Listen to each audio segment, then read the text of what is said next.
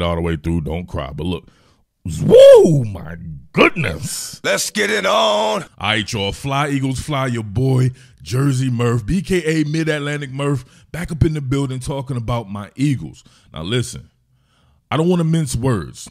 I want Jalen Carter on the Eagles. I want to team him back up with his boys, Nakobe Dean and Big Jordan Davis, and they form that Voltron up front. Line of scrimmage has always been the Eagles' thing. Now, beyond that, I've said I want Jalen Carter so much that I will break my own tendency as an analyst and say maybe they could or should go up and ensure that they get him. But if not, I'm completely cool with hanging back, and if he's not there, you know what I would like to see happen? I would like to see Jaxson Smith-Njigba somehow a Philadelphia Eagle. Listen, you talk about having something extremely special, someone who is a slot machine, someone who is already playing the position, not somebody who maybe doesn't fit the position like a Quez Watkins. Like, no knock to Quez, right? I like Quez, that's my guy there, but he's not a Jaxson Smith-Njigba talent on the inside. Devontae Thin Diesel Smith on the outside with my man A.J. Brown with Jaxson Smith-Njigba. That's how you mitigate circumstances. On the defensive side of the ball, maybe the signing of Contavious Street, and then, of course, the coronation or crowning of my man Milton Williams. They drafted Milton Williams for a reason, right? Maybe it's his time to step up in Javon Hargrave's stead. What I don't want to see is a running back. I don't give a shit. No running back in the top 10? The fuck out of here, man. This is the Philadelphia Eagles.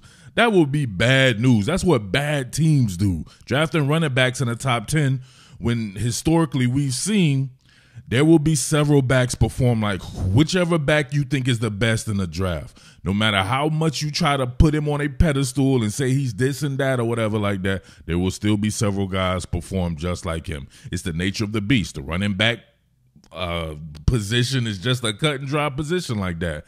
It's very much like off-ball linebacker. I mean, technically, it's the antithesis of that. So I don't understand. I'm not sure if people don't understand the roster composition.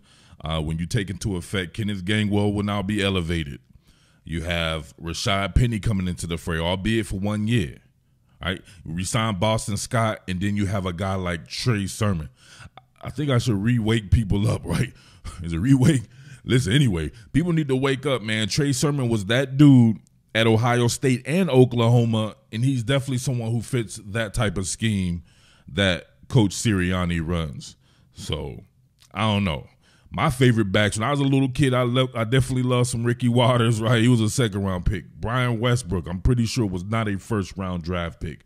Even some of these ancillary players that came through, like a DeMarco Murray, or Jay Ajayi, all these guys, that seems to be more the Philadelphia way. Not spending a ton of money on running backs or spending a ton of money on off-ball linebackers. It just seems like that's the Howie Roseman way right there. So it makes sense to me because those are devalued positions to where you can find guys in the third and fourth round every draft year that performed like first-round draft picks. But listen, I'm going to drop an old school study right here on my man Jaxson Smith-Njigba, a.k.a. my Jigba. And I think it was from a couple of years ago after the Nebraska game or whatever like that. You can just see this route running in this guy and doing it from an inside receiver position. It just fits perfectly with what Philly needs. And you factor in a Dallas Goedert, you factor in that offensive line, you factor in the run game or what it's going to be, and you factor in Jalen Hurts as one of the ultimate weapons, period. Come on. That's how you make it, right? So be the number one offense. If we take a step back slightly in defense, maybe the offense makes up for it. There are more than one way to skin a cat. All right, so let me know what you think about Jaxson Smith-Njigba at number 10, or I wouldn't mind even a slight trade back, right? So we've seen recently these guys, whether it be Chris Olave, Garrett Wilson, these Ohio State receivers have been coming in and absolutely destroying the NFL, and I think Jaxson Smith-Njigba is as good as both of those guys, no doubt about that. All right? Let me know. Wait, hold on real quick. Shout-outs to South Jersey. Shout-outs to my beloved Atlantic City, Vineland, Millville.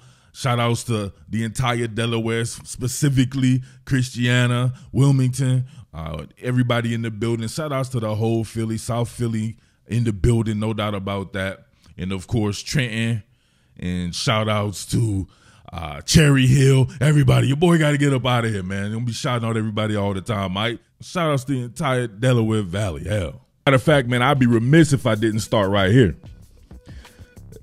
This shit right here was cold. Look at this. My man coming out running this hook. Oh, shit. Come on, man. He momentarily had this dude, I don't know. He momentarily blacked out or something like that. My man got his veins empty. Come on. How you momentarily go to sleep off of a route? Look at this. Sell, no tell. Driving it upfield, looking like it's going to be a vertical route. Gets my man to actually commit. He turns, working with that inside leverage there. So he's already committed. And when you can stop on a dime like this and make change with it, bang, look at that shit right there. Ankles separated from his soul. His ankles have no more soles in them. Let that shit sink in. This shit was hard. Come on, my man right there, boom, jackhammered himself. And my man just worked back to the ball cleanly with my boy CJ Stroud. Nasty, nasty. He went for, I think, 15 catches for like 240 something yards. The shit was a phenomenal display of route wizardry and chemistry with CJ Stroud for some odd reason, who I did something on last week, and I had a ton of people up here hating on this kid, man. I could not believe it. You talk about a fan base that is a little bit too comfortable, man. Try being some of these other fan bases where you can't find a quarterback. Right? This guy is like 25 touchdowns, 5 interceptions, completing 67% of his passes, and he had not thrown a pass prior to this season. He's a redshirt freshman. What? And some people want him benched? Get the fuck out of here. Listen, we all know Ryan Day is one of the chief premier play callers in all of college football. And I would be afraid to play man coverage against this guy because I know he's going to run those damn mesh concepts and they're going to have phenomenal gains off of it. We'll see right here. Travion Henderson, he's going to be on a wheel route here. And if CJ Stroud didn't go to Jaxson Smith-Njigba on this, he could have went up top for a touchdown because he had the linebacker out leverage coming out of here with this wheel route. But you got my boy right here, Jeremy Ruckert. Uncle Ruckert. Jeremy Ruckert's in his 9th season of college football, man. Come on. Jeremy Ruckert's the dude, but let's be real here. That man getting old now, but we see him coming on this. I'm not sure who else is coming on. Is running this twin drive concepts with him. I believe you have a deep dig on the back side. And then, of course, you have my man, Njigba, coming through as well to create that mesh concept right here with that split flow action. And we can run it here as much as we can. All right, check this out right here. So I'm not sure where there's a free hitter right here just caught in no man's land. This particular linebacker here having to run down the line of scrimmage and then work and try to retreat on a wheel route right here to Travion Henderson. He could have saw that, but it don't matter because you got Njigba right here running free and clear. If I could work the telestrator better, running free and clear here. Look at all that space, air, and opportunity, and you leave this man one-on-one with the great one. Don't do it. I shudder to think anybody trying to tackle. Ooh, look at the hezzy. Oh, the hezzy on him made him lose his life. Look, oh man, he felt bad too. Come on, bro. It was just a hezzy. Look what the hezzy did to him. He hit him with a hesitation move. Look at this. Just this little skip right here. Look at that. Varying the running speed there. Bogged it down. His 0 to 60 is nasty. My man couldn't recover from that. All that nausea, right? Yeah, he got nauseous from it, and then bang. Fertilized himself. He hit hard as hell, too. You know what I'm saying? He was done the rest of the game. He was pretty much weekend at Bernie's with it and shit like that. When you get nauseous and hit the ground like that, bro, you ain't yourself anymore. And shit, he was weekend at Bernie's. And Smith-Njigba, of course, with a long gain. And you know we can't show too much of it, so don't cry about it, because I ain't getting a content ID claim from you lames who aren't supporting the quality channel anyway. So make sure you send in some quality support if you do, though. Got to look at the creativity of Smith-Njigba's route running. Twin hitches here, him and Chris Olave. Olave, a first-round pick. They didn't even have my favorite, Garrett Wilson, out there. And these boys still had an ample amount of crazy-ass targets to throw to for C.J. Stroud.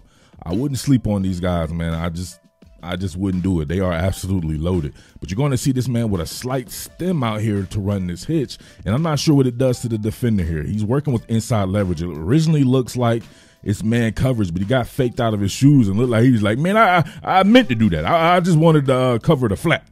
Watch this. Clearly man coverage, and then bang. Come on. He faked that man. Maybe he faked him into doing what he was supposed to do. Maybe it was a bell and sync coverage or something like that. But I don't know, because why would you leave a man this open? That's a serious vacation of the zone right here. He could have stayed over the top, and he could have stayed with Njigba here, at least in the vicinity, and they wouldn't have had this happen to him. You know I can't play it all the way through. Don't cry. But look. Whoa, my goodness. Fake one man out of his shoes coming out of the route, and look at him just set this up. This is some crazy change of direction. Look, put that foot in the ground right here. Hit him with a double crossover like my boy AI. Stick both feet, and listen, he can't even get a hand on him. Hit him with a muscle relaxer. Oh, God. Horse tranquilizer, all kinds of shit, and you know the rest. He was off for a long-ass touchdown. Let's see it once again, at least this particular portion of it.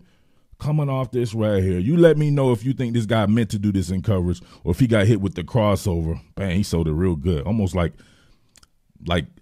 Mari Cooper, Jerry Jeudy, Calvin Ridley type stuff right there. Bang. Made him float over and made him get into flat coverage. And he was off to the races, man. That was some good shit right there. Man, another curl, but this shit right here from C.J. Stroud, this is a long-ass throw. Y'all know me, man. I love damn opposite hash throws here. You'll see Stroud get this right here.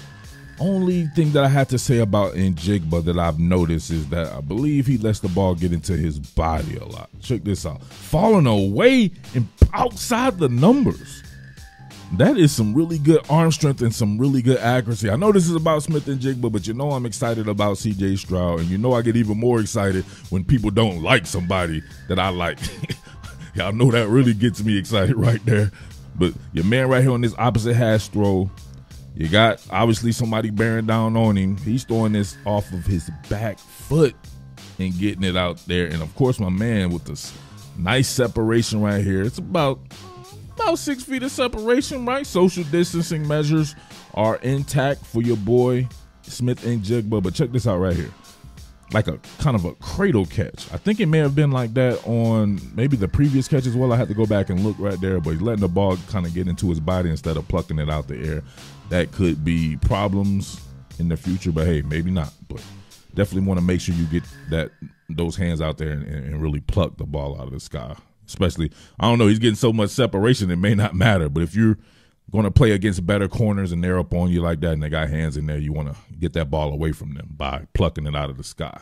This is an interesting concept here. I want to say this is Uncle Rucker coming on this in-breaking route. Then you have two twin wheels or just twin wheels here, and Olave and Smith-Njigba who came here on motion, and C.J. Stroud threads the needle, but look at the concentration from Smith-Njigba. Look at this. Coming out of this right here, when he clears this first level, he kind of stumbles. Look, stumbles. C.J. Stroud already about to launch right here. My man doing a smooth criminal lean right there, but threads the needle, and oh my God, what a throw and what a catch. But he always throw it too high, Cletus. So what somebody told me, and somebody was like, too many interceptions and too many incompletions. I'm like, 67%, whatever, man. But look, right here, somebody draped all over him. And look, hey, well, I guess we know the trend now, because look, he didn't even plug this one here. This one got into his body too. He cradle caught it. But he got the job done. Strong hands through the core. Nice catch, man. Nice catch and throw by those guys. They have very good chemistry. What more can I say? Top Billin.